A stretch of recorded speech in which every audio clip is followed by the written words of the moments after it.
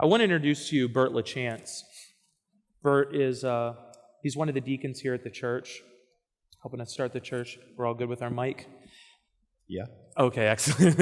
I want to introduce to you Bert LaChance. Bert's a good friend of mine. He's on the board at Salt and Light. He's a treasurer for our organization. But Bert also, he's telling me, he was an alcoholic for 23 years. In his own identity, in his own right. He was an alcoholic for 23 years, and along that way picked up some illegal substances and did some other different things. Am I getting that right, Bert? Am I saying anything there? Yep, that's correct. And I just thought that Bert's testimony is an important testimony to share, because as we're remembering on Communion Sunday, as we're remembering like the children of Israel used to do, they would look at those mile markers, they would look at those stones. We'll talk about that someday. When they crossed over the Jordan River, there was a pile of stones that the Lord told them to put there so that they could look back and they could remember what the Lord had done for them. So that any time children would come up and they would say, "Mom, Dad, why are those 12 stones laying there? Why are they by the river? Why are those 12 rocks there?" That their mom and dad would say, "There was a time when we lived in slavery. There was a time when we lived in bondage. There was a time when we needed deliverance and we needed salvation, and God provided it. Let me tell you that story." So Bert, would you tell us your story this morning? Tell us about this Bert LaChance before you knew Jesus Christ. Well, I'll start off with where I came from, my family of origin, which I came from a two-parent household. I have 5 sisters. We were raised Roman Catholic. Yeah. I was an altar boy. I went to a Catholic school, K through 8, and it was a small school. We had about 50 or 60 kids per class. Went through 8th grade, and then when we went to high school, we went to the public high school, which was much larger. There was about over 200 kids per class. Oh wow. Mm-hmm. That was probably overwhelming. Yeah, that was a big culture shock for me. And at the time, people said that I was always shy, but it went deeper than that. I, at the time, had undiagnosed social anxiety. Oh, wow. And really my way of coping with that was, I started drinking when I was a freshman in high school. Started smoking pot when I was a sophomore. Wow. And then by the time I was a junior, it was basically anything that was around, I would give it a try. Wow. So, did you say, I might have missed it, you had this good background, you had a 2-parent family, you had sibs, you had family around you, went to church, you grew up in church, but no connection back to God, no relationship with God? No, not really. I went to Mass hundreds of times, but the message, really didn't sink in. I didn't really have a personal relationship with God at that point in my life. It wasn't later in life until I made that connection. Yeah. So you were doing this all on your own, all of this stress, everything else, it was piling up. So tell us about this when you came to your senses piece. I love that phrase. It's out of the prodigal son, when I came to my senses. He talks about the prodigal son when he came to his senses. And we've all had that moment, that point where you can look back on your life and you're like, what am I doing here? What am I doing? Where was that? What was that like, Bert? Well, at that point, I was married, which was surprising given that I had social anxiety. I had 2 young kids. It's okay to laugh. I had 2 young kids. From a professional standpoint, I was a success. Yeah. I was, vice president of a Fortune 500 company. I had people reporting to me. But all of that really, increased the stress in my life. So, over the course of this 23 years, I would, stop drinking for, a week or 2, sometimes up to a month, just to prove that I didn't have a drinking problem. Yeah. That I wasn't an alcoholic. Wow. And it didn't work, did it? No, that's only something an alcoholic does.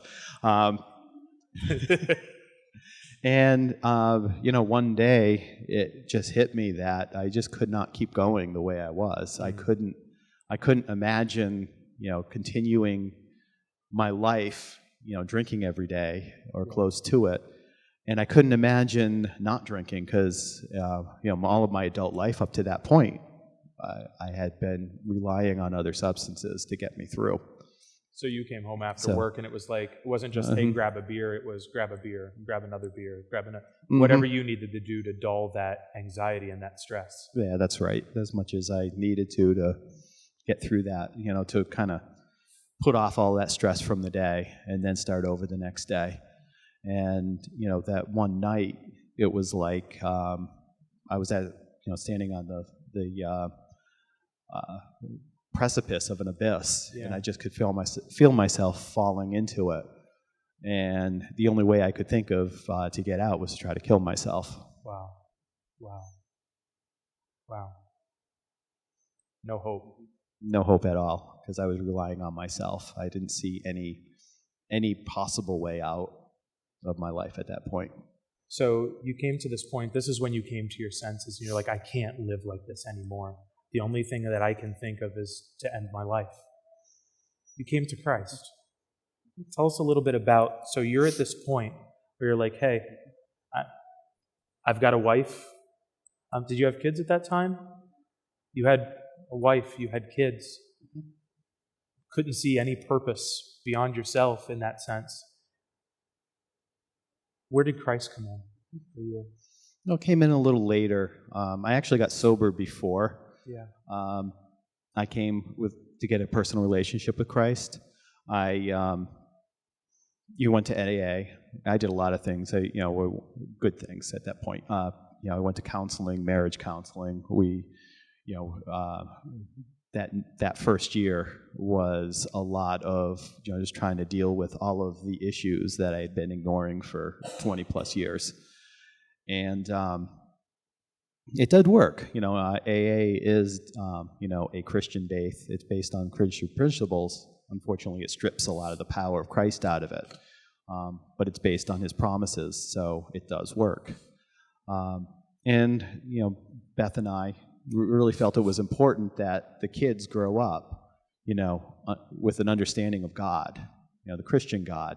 It was important for the kids to know that, even though... Good for the kids. Good for the kids. Maybe not you guys, but it was good for the kids. Yeah, good. Yeah, the kids needed it, not us. So we were going to the Catholic church that was pretty much across the street from where we lived on Route 9. Yeah. Went there for, a couple years, and then it got closed down. Yeah. So mostly my wife went and looking for another church because, again, it was good for the kids. And the next closest one was Grace. Yeah. And that's where, it was the same message, but it was just preached in a different way that, it finally dawned on me that, Christ didn't just die for sin, which was out there somewhere, but He died for my sin. Yeah. And He wanted a relationship with me. Yeah. So it was really the same message, but just the way it was presented in a less liturgical manner, that it finally sunk in. So and the Spirit moves on you, and basically you have this opportunity for freedom, as we were talking earlier. So. Yeah, I had already been freed at that point from my sin addiction to alcohol and drugs, and I knew how much, how great that was, but the promise of being freed from all sin was just, wow. I couldn't imagine how much greater that would be, because it was just one piece. Granted, it was a big piece. Yeah. But, to be, promised the freedom from all sin, having nowhere from where I was, being an active alcoholic, to where I was at the time, was just an amazing promise. Awesome. And that's when I, gave my life over to Christ.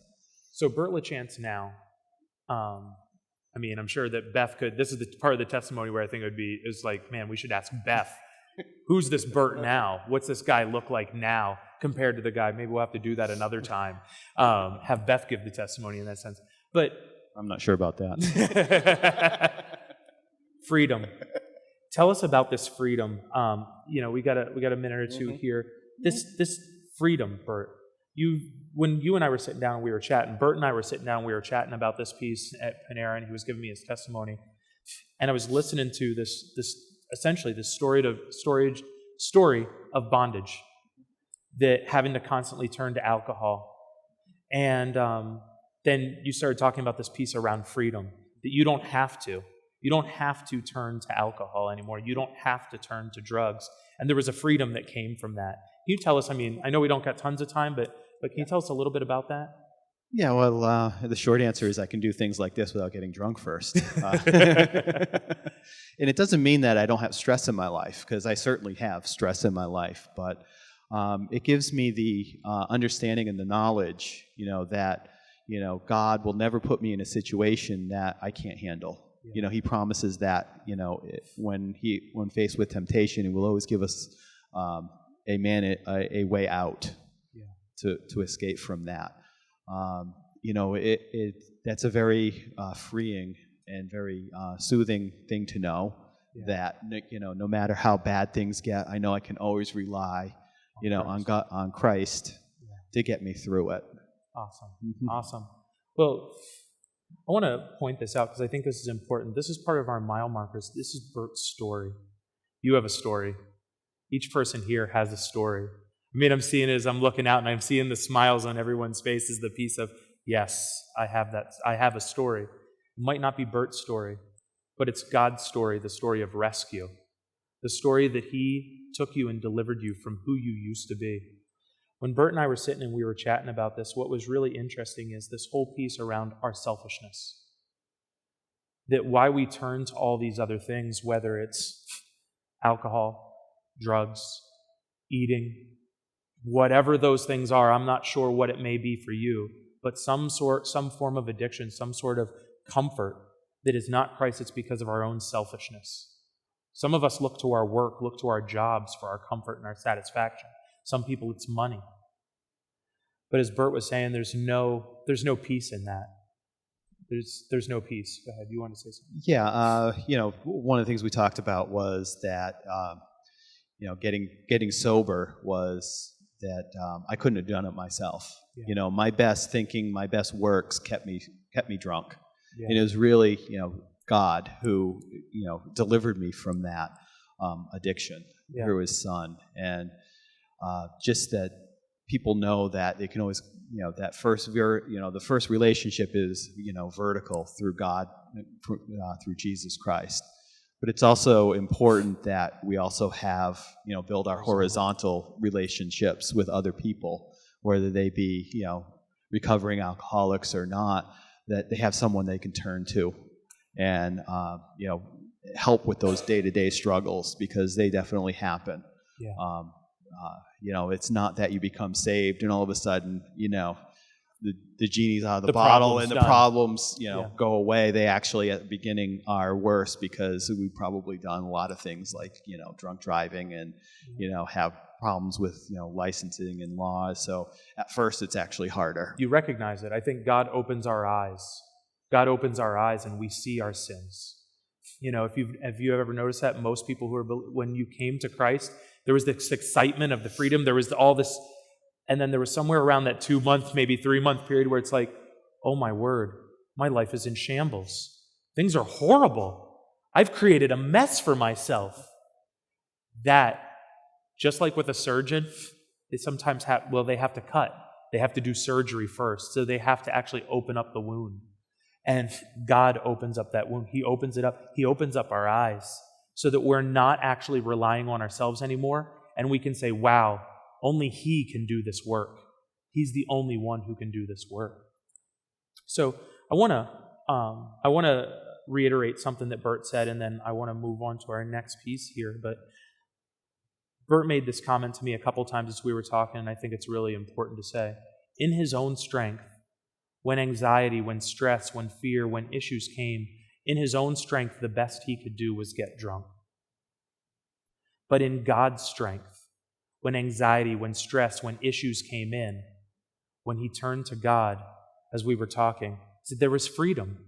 The stress and the stress and the anxiety was still, it would come, but he didn't have to take that on. He was able to turn that over to God and say, you know what? This is God's. God's word says this. Jesus Christ came, and thanks, Bert.